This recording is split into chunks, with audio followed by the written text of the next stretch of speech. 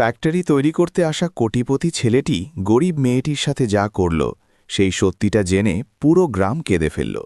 বন্ধুরা, এটি গোরক্ষপুরের কাছে অবস্থিত ছোট্ট গ্রাম রামপুরার একটি সত্য ঘটনা, যেখানে হরিনারায়ণ একসময় গ্রামের ভালো কৃষকদের মধ্যে গণ্য হতো। কিন্তু ভাগ্য এমন রূপ নিল যে ঋণ বাড়তে থাকল এবং তাকে তার সমস্ত জমি বিক্রি করে দিতে হলো। এখন তার কাছে শুধু একটি ছোট্ট ঘর অবশিষ্ট ছিল এবং সেই ঘরেই তার একমাত্র মেয়ে কাব্যা থাকত। কাব্যা খুব সহজ সরল, বুদ্ধিমতী এবং পরিশ্রমী মেয়ে ছিল। সে তার বাবার অবস্থা দেখে সবসময় চুপ থাকত। নিজের স্বপ্নের চেয়েও তার বাবার চিন্তা বেশি থাকত তার মনে।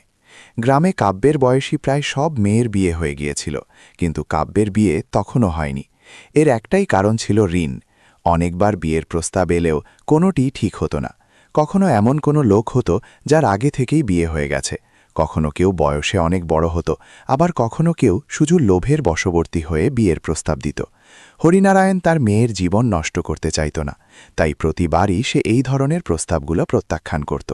গ্রামের কিছু লোক তার এই সিদ্ধান্তের প্রশংসা করলেও অনেকেই নানা কথা শোনাত। কেউ বলতো, এত ঋণ তারপরেও এত দেমাগ দেখাচ্ছে। কাব্যা এসব শুনলেও কখনো কিছু বলতো না।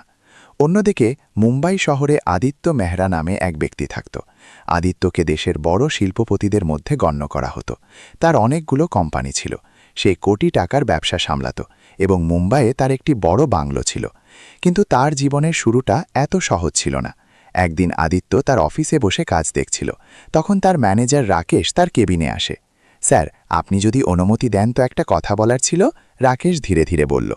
আদিত্য ল্যাপটপ থেকে চোখ তুলে তার দিকে তাকিয়ে বলল, হ্যাঁ রাকেশ, বলো কি ব্যাপার। রাকেশ বলল, স্যার, আমাদের কোম্পানিগুলো তো বেশ ভালোই চলছে, কিন্তু আমরা যদি আরও একটি নতুন ফ্যাক্টরি খুলি তবে আমাদের কাজ আরও বাড়তে পারে। আদিত্য কিছুক্ষণ চুপ করে ভাবতে লাগল। তারপর সে চেয়ার থেকে একটু পেছনে সরে বলল, ফ্যাক্টরি তো খুলতে পারি, কিন্তু এবার একটা শর্ত থাকবে। রাকেশ অবাক হয়ে বলল, কি শর্ত স্যার? আদিত্য ধীর গলায় বলল, এবার ফ্যাক্টরি কোনো বড় শহরে তৈরি হবে না, এটি কোনো গ্রামের কাছে তৈরি করা হবে। রাকেশের কাছে কথাটা একটু অদ্ভুত লাগল। গ্রামে? সে জিজ্ঞেস করল। আদিত্য হাসল। হ্যাঁ, গ্রামে। ওখানকার লোকেদেরও কাজ পাওয়া উচিত। যদি আমাদের কোম্পানির কারণে কোনো গ্রামের মানুষের জীবন উন্নত হয় তবে এর চেয়ে ভালো আর কি হতে পারে। রাকেশ তার মালিকের চিন্তাভাবনা নিয়ে গর্ববোধ করল। ঠিক আছে স্যার, সে বলল, আমি কিছু গ্রামের জমির ব্যাপারে খোঁজ নিচ্ছি। কিন্তু তখনই আদিত্য বলল, না রাকেশ, গ্রাম আমি ঠিক করব। রাকেশ চমকে গেল। স্যার, আপনার কি আগে থেকেই কোনো গ্রামের কথা জানা আছে? আদিত্য হালকা হাসির সাথে বলল, একটি গ্রাম আছে, নাম রামপুরা। রাকেশ সাথে সাথে নোট করে নিল। ঠিক আছে স্যার, আমি সেখানকার জমির ব্যাপারে খোঁজ নিচ্ছি। পরের দিনই রাকেশ তার লোকেদের পাঠিয়ে রামপুরা গ্রামের আশেপাশের জমির তথ্য সংগ্রহ করালো। কয়েকদিন পর সে আদিত্যর কাছে ফিরে এলো। স্যার, ওখানে বেশ অনেকটা অনুর্বর জমি খালি পড়ে আছে। আমরা চাইলে খুব সহজেই ফ্যাক্টরির জন্য জমি পেয়ে যেতে পারি। এ কথা শুনে আদিত্য কিছুক্ষণ জানলার বাইরে পাকিয়ে রইল। তার চোখে যেন কোনো পুরনো স্মৃতি ভাসছিল। তারপর সে ধীরে ধীরে বলল, ঠিক আছে, আমি নিজে সেখানে যাব। রাকেশ একটু অবাক হল। স্যার, আপনি নিজে? আদিত্য বলল, হ্যাঁ, এবার আমি নিজে সবকিছু দেখতে চাই। দুদিন পর আদিত্য তার গাড়ি নিয়ে রামপুরা গ্রামের উদ্দেশ্যে বেরিয়ে পড়ল। কয়েক ঘন্টার সফর শেষ করে যখন সে গ্রামে পৌঁছল তখন চারদিকে শুধুই সাধারণ জীবনযাপন। কাঁচা রাস্তা, ছোট ছোট ঘরবাড়ি আর মাঠে কাজ করা মানুষ। গ্রামের সরপঞ্চ গোপাল সিং যখন জানতে পারলেন যে শহরের বড় এক শিল্পপতি তাদের গ্রামে এসেছে, তখন তিনি সাথে সাথেই তার সাথে দেখা করতে পৌঁছলেন। তিনি আদিত্যকে খুব সম্মানের সাথে স্বাগত জানালেন। বাবা, যদি সত্যি এখানে ফ্যাক্টরি খোলে তবে আমাদের গ্রামের মানুষের জীবন বদলে যাবে, গোপাল সিং বললেন। আদিত্য হাসি মুখে মাথা নাড়ল। সে জমি দেখল এবং জায়গাটি তার পছন্দও হল। এরপর গোপাল সিং তাকে নিজের বাড়িতে চা খাওয়ার জন্য নিয়ে গেলেন। চা খেতে খেতে আদিত্য হঠাৎ একটি প্রশ্ন করে বসল। সরপঞ্চজি, এখানে কি কোনো লোক থাকে হরিনারায়ণ নামের? গোপাল সিং একটু চমকে উঠলেন। হ্যাঁ থাকে তো, তবে তার অবস্থা ভালো নয়। আদিত্য জিজ্ঞেস করল, কি হয়েছে তার? গোপাল সিং দীর্ঘশ্বাস ফেললেন। ঋণে ডুবে আছে, চাষাবাদ থেকে তেমন কিছু পাওয়া যায় না, জমিও অর্ধেক বিক্রি হয়ে গেছে। বাড়িতে তার এক মেয়ে আছে, কাব্য। আদিত্য চুপচাপ শুনতে লাগল। গোপাল সিং আরও বললেন, মেয়েটি খুব ভালো, কিন্তু তার বিয়ে হচ্ছে না, ভালো সম্বন্ধ আসেই না। আদিত্য কিছুক্ষণ ভাবল, তারপর ধীরে ধীরে বলল, আপনি কি আমাকে ওর বাড়িতে নিয়ে যাবেন? গোপাল সিং বললেন, হ্যাঁ, কেন নয়, ওর বাড়ি খুব বেশি দূরে নয়। দুজনে উঠে পড়লেন এবং কিছুক্ষণ পরই হরিনারায়ণের ছোট্ট বাড়ির সামনে পৌঁছে গেলেন। বাড়ির অবস্থা দেখেই স্পষ্ট বোঝা যাচ্ছিল যে পরিবারটি কষ্টে আছে। গোপাল সিং ডাক দিলেন, আরে হরিনারায়ণ, বাইরে এসো। ভেতর থেকে এক রোগা পাতলা লোক বাইরে এলো। গোপাল সিং বললেন, ইনি হলেন আদিত্যজি, আমাদের গ্রামে ফ্যাক্টরি লাগাতে এসেছেন। হরিনারায়ণ শ্রদ্ধার সাথে হাত জোড় করল। তখনই আদিত্য সুজা তার চোখের দিকে তাকিয়ে বলল, আমি আপনাকে একটি কথা বলতে চাই। হরিনারায়ণ বলল, বলুন বাবা। আদিত্য শান্ত গলায় বলল, আমি আপনার মেয়ে কাব্যকে বিয়ে করতে চাই। এ কথা শুনে হরিনারায়ণ এবং গোপাল সিং দুজনেই একেবারে চমকে গেলেন। কিছুক্ষণের জন্য সেখানে পুরোপুরি নীরবতা ছেয়ে গেল। গোপাল সিং অবাক হয়ে বললেন, বাবা, তুমি এত বড় মানুষ, তবুও? আদিত্য হালকা হাসল এবং বলল, আগে কাব্যকে ডেকে নিন। কিছুক্ষণ পর কাব্য বাইরে এলো। যখন তার বাবা তাকে জানালো যে এই লোকটি তাকে বিয়ে করতে চায়, তখন সে সাথে সাথেই মাথা নেড়ে প্রত্যাখ্যান করল। কিন্তু ঠিক সেই সময়ে আদিত্য তার পকেট থেকে একটি পুরনো ভাঁজ করা কাগজ বের করল এবং ধীরে করে কাব্যের হাতে রেখে দিল। তারপর সে বলল, আমার নাম আদিত্য। যখনই কাব্য সেই কাগজটি দেখল এবং নামটা শুনল, তার চোখে হঠাৎ জল চলে এলো। কিছুক্ষণ সে কাগজের দিকে তাকিয়ে রইল। তারপর সে ধীর গলায় বলল, বাবা, ইনি যদি আমাকে বিয়ে করতে চান তবে আমার কোনো আপত্তি নেই। আর এ কথা বলে সে চোখের জল লুকাতে লুকাতে ভেতরে চলে গেল। এই দৃশ্য দেখে হরিনারায়ণ এবং গোপাল সিং দুজনেই পুরোপুরি অবাক হয়ে গেলেন। গোপাল সিং আদিত্যর দিকে তাকিয়ে বললেন, বাবা, আসলে এই কাগজে এমন কি আছে যা দেখেই কাব্য তার সিদ্ধান্ত বদলে ফেলল?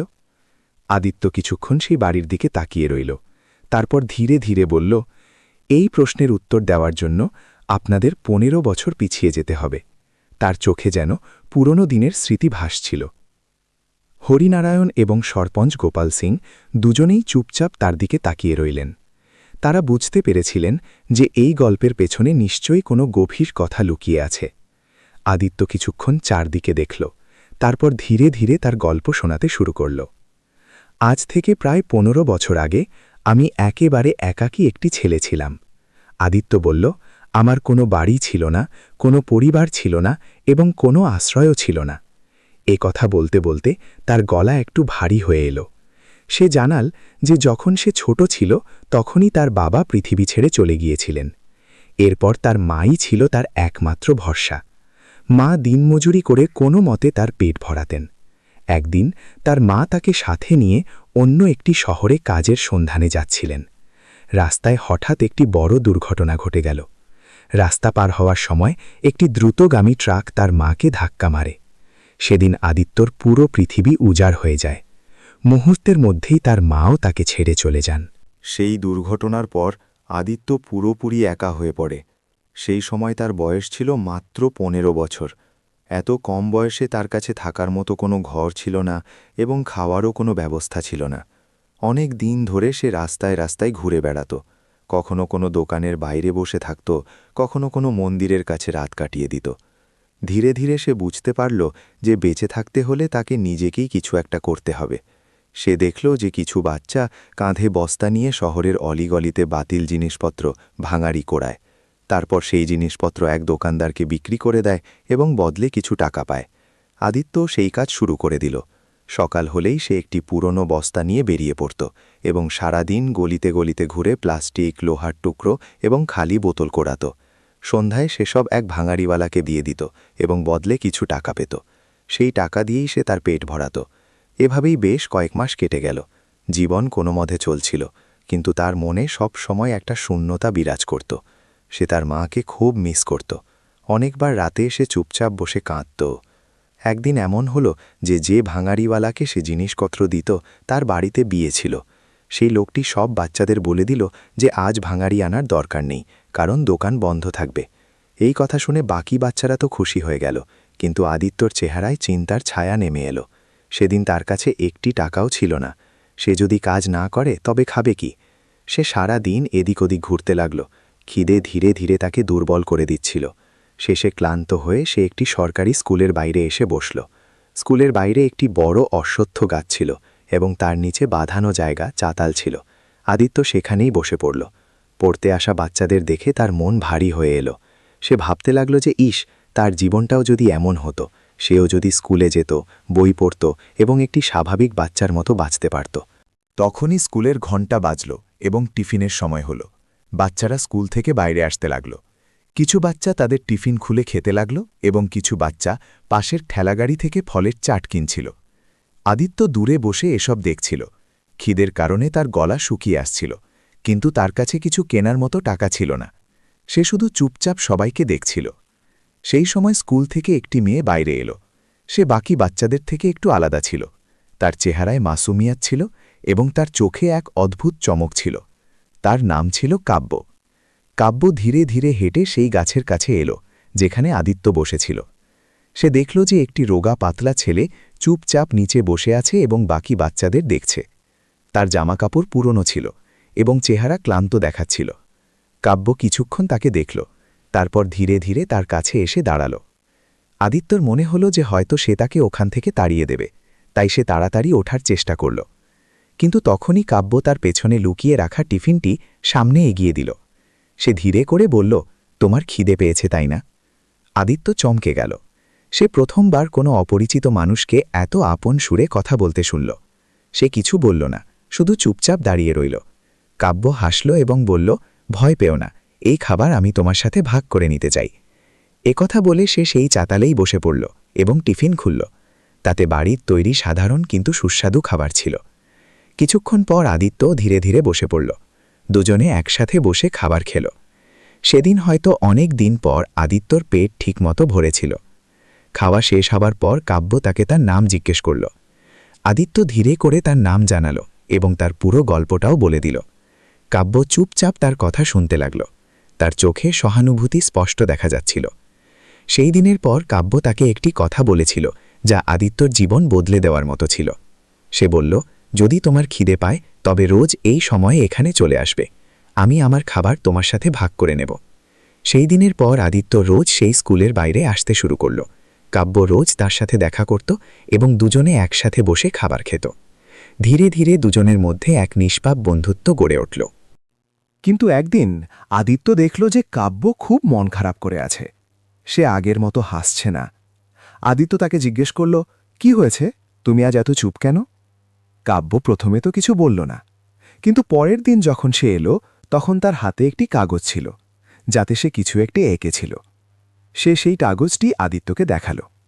সেই আঁকা ছবিতে একটি বড় সুন্দর বাড়ি তৈরি করা ছিল এবং সেই বাড়ির সামনে দুটো বাচ্চা হাত ধরে দাঁড়িয়েছিল। আদিত্য সেই ছবিটি মনোযোগ দিয়ে দেখতে লাগল এবং ঠিক সেই সময়ে তার জীবনের সবচেয়ে বড় প্রতিশ্রুতিটি হতে যাচ্ছিল। যাই হোক বন্ধুরা, সেই কাগজটি একটু কাছে এনে মন দিয়ে দেখল। ওই ছবিতে একটি বড় সড়ো বাড়ি আঁকা ছিল। বাড়ির সামনে একটি ছেলে এবং একটি মেয়ে হাত ধরে দাঁড়িয়েছিল। ছবিটি একেবারে বাচ্চাদের মতো সাদামাটা ছিল, কিন্তু তাতে একটি স্বপ্ন পরিষ্কার দেখা যাচ্ছিল। আদিত্য কাব্যের দিকে তাকালো এবং ধীরে করে জিজ্ঞেস করল, এটি কি এঁকেছ তুমি? কাব্য কিছুক্ষণ চুপ রইল। তারপর সে ধীর গলায় বলল, এটি আমার স্বপ্ন। আদিত্য আবার ছবিটির দিকে তাকালো এবং বলল, স্বপ্ন? কাব্য মাথা নাড়ল এবং বলল, এই বাড়িটা আমার স্বপ্ন। তার চেহারায় হালকা বিষণ্ণতা ছিল। সে জানালো যে আগের রাতে সে তার বাবা মায়ের কথা শুনেছিল। তার মা বলছিলেন যে বাড়ি অনেক পুরনো হয়ে গেছে এবং এটি মেরামত করা উচিত, কিন্তু তার বাবা পরিষ্কার মানা করে দিয়েছিলেন। কাব্য বলল, বাবা বললেন যে আগে থেকেই অনেক ঋণ আছে, এখন আর ঋণ নেওয়া যাবে না। কথা বলতে বলতে তার চোখে জল চলে এলো। সে ধীরে করে বলল, আমাদের বাড়ি খুব ছোট এবং তাতে আমরা সবাই কোনো মতে থাকি। বাবা খুব পরিশ্রম করেন, কিন্তু ঋণ শেষই হয় না। আদিত্য চুপচাপ তার কথা শুনতে লাগল। সে প্রথমবার বুঝতে পারল যে কেবল সেই নয় যে কষ্টের মধ্যে দিয়ে যাচ্ছে, কাব্য তার পরিবারের সমস্যাগুলো অনুভব করছিল। কাব্য সেই ছবিটির দিকে ইশারা করে বলল, আমি চাই যে একদিন আমাদেরও এমন বড় বাড়ি হোক যেখানে বাবার কোনো জিনিসের চিন্তা না থাকে। তার এই কথা শুনে আদিত্য কিছুক্ষণ ভাবতে লাগল। তারপর সে কাগজটি নিজের হাতে নিল এবং হঠাৎ সেটিকে মাঝখান থেকে ছিঁড়ে দুটুকরো করে দিল। কাব্য এটি দেখে চমকে উঠল। সে তাড়াতাড়ি বলল, তুমি এমন কেন করলে? আদিত্য হাসি মুখে সেই ছবির এক অংশ কাব্যকে ফেরত দিল এবং অন্য অংশটি নিজের কাছে রেখে দিল। তারপর সে বলল, এবার এটা একটা প্রতিশ্রুতি হয়ে রইল। কাব্য অবাক হয়ে জিজ্ঞেস করল, কেমন প্রতিশ্রুতি? আদিত্য অত্যন্ত গম্ভীরভাবে বলল, আমি এখন এখান থেকে চলে যাচ্ছি, কিন্তু একদিন বড় মানুষ হয়ে ফিরে আসব। সেদিন আমরা ঠিক তেমনই একটি বাড়ি বানাব যেমনটি তুমি এই ছবিতে এঁকেছ। এ কথা শুনে কাব্যের মুখে হালকা হাসি ফুটে উঠল। সে জানত যে এ কথা কোনো গল্পের মতো শোনাচ্ছে, তবুও সেই মুহূর্তে সে আদিত্যর কথার ওপর ভরসা করেছিল। সেই দিনের পর আদিত্য সেখান থেকে চলে গেল। তাকে আর কখনো সেই স্কুলের বাইরে দেখা যায়নি। কাব্য অনেক দিন ধরে একই সময়ে সেই গাছের কাছে গিয়ে বসে থাকত, কিন্তু আদিত্য আর ফিরে আসেনি। ধীরে ধীরে সময় কেটে যেতে লাগল এবং জীবন তার নিজের পথে চলতে থাকল। অন্যদিকে আদিত্য শহর ছেড়ে মুম্বাই চলে গেল। সেখানে তার জীবন আবার এক নতুন সংগ্রাম দিয়ে শুরু হল। শুরুতে সে অনেক ছোটখাটো কাজ করল, কখনো হোটেলে বাসন মাজল, কখনো গোডাউনে মালপত্র বইল, কিন্তু তার মনে সবসময় একটি কথাই ঘুরত, তাকে বড় মানুষ হতে হবে। কিছু সময় পর একটি সামাজিক সংস্থার সাথে তার পরিচয় হয়, যারা অনাথ বাচ্চাদের সাহায্য করত।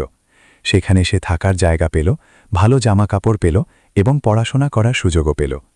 আদিত্য পড়াশোনায় ভালো ছিল, কিন্তু তার মন সবসময় ব্যবসার দিকে ছুটত। সে বুঝতে পেরেছিল যে যদি তাকে সত্যি সত্যি এগিয়ে যেতে হয়, তবে তাকে চাকরির চেয়ে বড় কিছু ভাবতে হবে।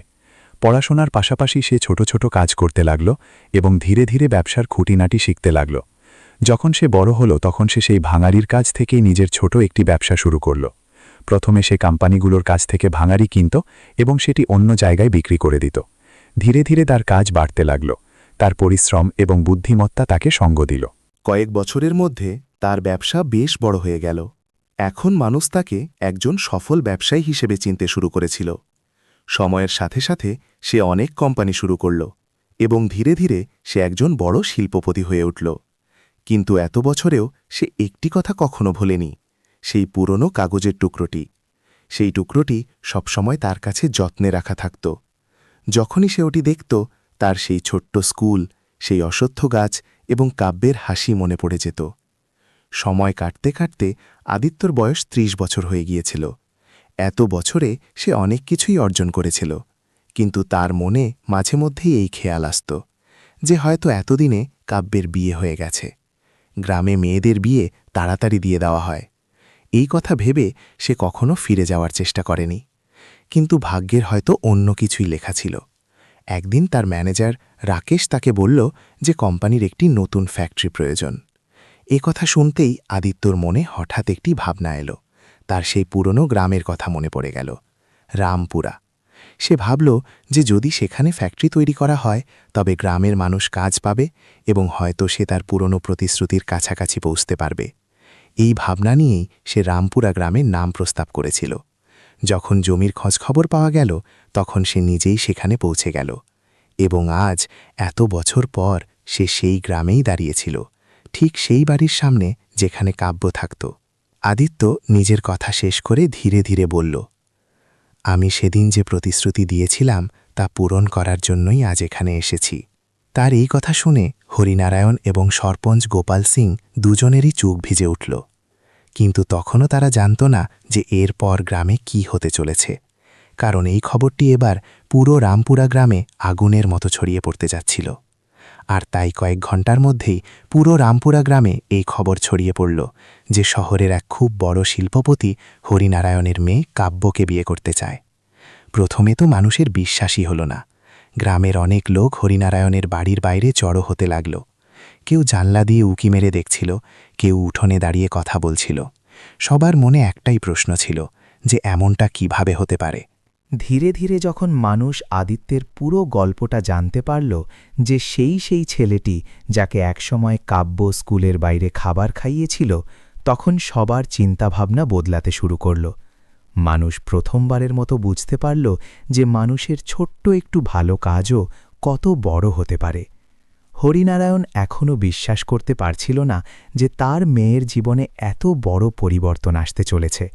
সে আদিত্যর দিকে তাকিয়ে বলল, বাবা, আজকের দিনে মানুষ নিজেদের স্বার্থের জন্য সম্পর্ক তৈরি করে, কিন্তু তুমি তো শৈশবের একটি কথা রাখার জন্য এত লম্বা পথ পাড়ি দিলে।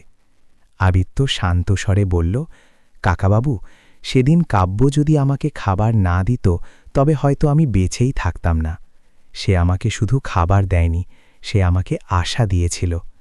ভেতরে দাঁড়িয়ে কাব্য এসব শুনছিল। তার চোখে জল ছিল, কিন্তু তার চেহারায় এক ধরনের প্রশান্তিও ছিল। তার মনে পড়ছিল সেই দিনের কথা, যেদিন সে একটি ক্ষুধার্ত ছেলেকে নিজের টিফিন দিয়েছিল। সেদিন সে শুধু মানবতা দেখিয়েছিল, কিন্তু সে জানত না যে সেই ছোট্ট একটি কাজ একদিন তার পুরো জীবন বদলে দেবে। কিছুদিন পর দুই পরিবারের সম্মতিতে বিয়ের প্রস্তুতি শুরু হয়ে গেল। পুরো রামপুরা গ্রামে খুশির আমেজ ছিল। মানুষ নিজেই এগিয়ে এসে সাহায্য করতে লাগল। কেউ সাজসজ্জা করছিল, কেউ খাওয়ার ব্যবস্থা দেখছিল। বিয়ের দিনটি এলো তো গ্রামে যেন উৎসবের পরিবেশ। হরিনারায়ণের ছোট্ট ঘরে আলো আর খুশি ভরে উঠেছিল। আদিত্যের বরযাত্রী যখন গ্রামে পৌঁছল, তখন মানুষ খুব সম্মানের সাথে তাকে স্বাগত জানাল। আদিত্য এই বিয়েটিকে খুব সাদামাটা রেখেছিল। তার কাছে এই বিয়ে কোনো লোক দেখানো ব্যাপার ছিল না, বরং এটি ছিল একটি প্রতিশ্রুতি পালনের দিন। কাব্য যখন কনে সেজে বিয়ের মণ্ডপে এলো, তখন তার চোখে অনেক স্মৃতি ভিড় করছিল। তার সেই স্কুলের দিনটির কথা মনে পড়ছিল, সেই অশ্বত্থ গাছের কথা মনে পড়ছিল, এবং সেই ছোট্ট টিফিনটির কথাও মনে পড়ছিল যা সে একসময় আদিত্যের সাথে ভাগ করে নিয়েছিল। বিয়ের সমস্ত রীতি সম্পন্ন হল এবং দুজনে একটি নতুন সম্পর্কে বাধা পড়ল। হরিনারায়ণের চোখ দিয়ে জল গড়িয়ে পড়ছিল, কিন্তু এই জল ছিল আনন্দের। বিয়ের পর আদিত্য তার দ্বিতীয় প্রতিশ্রুতিটিও পূরণ করল। সে রামপুরা গ্রামের কাছে তার ফ্যাক্টরি তৈরি করা শুরু করে দিল। ধীরে ধীরে গ্রামের লোকেরা সেখানে কাজ পেতে শুরু করল। যারা আগে শহরে মজুরি করতে যেত, তারা এখন নিজেদের গ্রামেই কর্মসংস্থান পেতে শুরু করল। কিছু সময়ের মধ্যেই রামপুরা গ্রামের অবস্থা বদলাতে লাগল। মানুষের জীবন সহজ হতে শুরু করল। হরিনারায়ণও এখন ঋণের বোঝা থেকে ধীরে ধীরে বেরিয়ে আসতে শুরু করেছিল। মুম্বাইয়ে নিজের বাড়ির দেওয়ালে আদিত্য সেই পুরনো কাগজের দুটো টুকরোকে ফ্রেম করে টাঙিয়ে রেখেছিল। সেই কাগজ যা একসময় টুকরো হয়ে গিয়েছিল, এখন আবার এক হয়ে গিয়েছিল। এবং সেই দিন সবাই বুঝতে পারল যে সত্যিকারের পুণ্যকর্ম এবং সত্যিকারের প্রতিশ্রুতি কখনো বৃথা যায় না। বন্ধুরা, এই গল্পের শিক্ষা খুব সহজ। জীবনে কখনো কারো সাহায্য করতে পিছপা হওয়া উচিত নয়, কারণ আমরা জানি না যে আমাদের করা ছোট্ট একটি ভালো কাজ কারো পুরো জীবন বদলে দিতে পারে। আর যদি আমরা কাউকে সত্যিকারের প্রতিশ্রুতি দিই, তবে তা পালন করার চেষ্টা অবশ্যই করা উচিত, তা যতই সময় পেরিয়ে যাক না কেন। কিন্তু সেদিন কাব্য যদি একজন অপরিচিত ছেলেকে নিজের খাবার না দিত, তবে কি আদিত্যর জীবন এভাবেই বদলাতে পারত? আর আদিত্য চাইলে তো সে তার শৈশবের সেই ছোট্ট প্রতিশ্রুতি ভুলেও যেতে পারত, কিন্তু সে তা করেনি। আজকের দিনে কি কোনো মানুষ এত বছর পরও নিজের কথা রাখতে ফিরে আসে? আর আপনি যদি আদিত্যর জায়গায় হতেন, তবে কি সত্যি সত্যি এত বছর পর ওই গ্রামে ফিরে আসতেন? আর আপনি যদি কাব্যের জায়গায় হতেন, তবে কি একজন অপরিচিত ছেলের সাথে নিজের খাবার ভাগ করতেন? আপনাদের কি মনে হয়, এই গল্পে আসল মহান কাজটি কে করেছে, কাব্য নাকি আদিত্য? আপনাদের মতামত অবশ্যই কমেন্টে লিখবেন, কারণ আপনাদের ভাবনা অন্য কারো ভাগ্য বদলে দিতে পারে। আর যদি এই গল্পটি আপনাদের ভালো লাগে, তবে অবশ্যই লাইক ও শেয়ার করবেন। আর এমন হৃদয়স্পর্শী গল্পের জন্য মরাল স্টোরিকে চ্যানেলটি সাবস্ক্রাইব করতে একদম ভুলবেন না। দেখা হবে আগামী গল্পে। ততদিন পর্যন্ত নিজের খেয়াল রাখবেন। জয় হিন্দ, জয় ভারত।